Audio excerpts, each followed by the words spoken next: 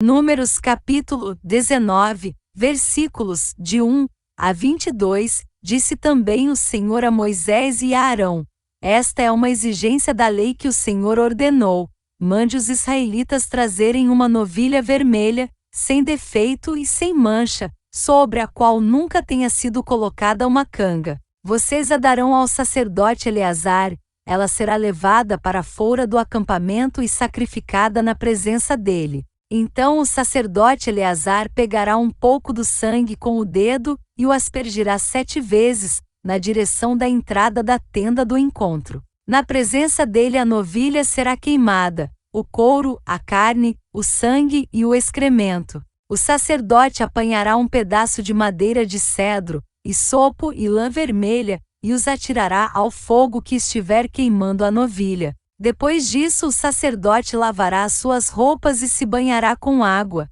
Então poderá entrar no acampamento, mas estará impuro até o cair da tarde. Aquele que queimar a novilha também lavará as suas roupas e se banhará com água, e também estará impuro até o cair da tarde. Um homem cerimonialmente puro recolherá as cinzas da novilha e as colocará num local puro, fora do acampamento.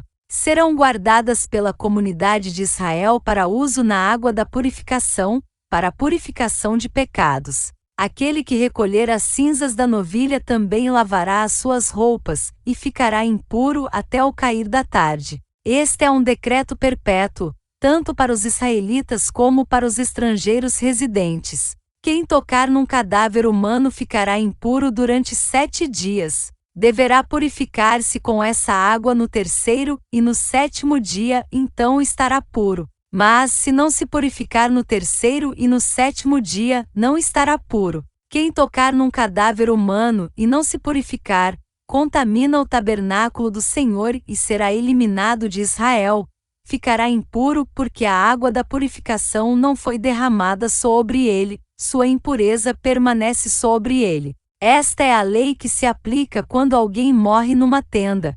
Quem entrar na tenda, e quem nela estiver ficará impuro 7 dias, e qualquer recipiente que não estiver bem fechado ficará impuro. Quem estiver no campo e tocar em alguém que tenha sido morto à espada, ou em que tenha sofrido morte natural, ou num osso humano, ou num túmulo, ficará impuro durante 7 dias. Pela pessoa impura colocarão um pouco das cinzas do holocausto de purificação num jarro e derramarão água da fonte por cima. Então um homem cerimonialmente puro pegará hisopo, molhará na água e aspergirá sobre a tenda, sobre todos os utensílios e sobre todas as pessoas que estavam ali. Também aspergirá sobre todo aquele que tiver tocado num osso humano, ou num túmulo, ou em alguém que tenha sido morto ou que tenha sofrido morte natural. Aquele que estiver puro aspergirá sobre a pessoa impura no 3º e no 7º dia,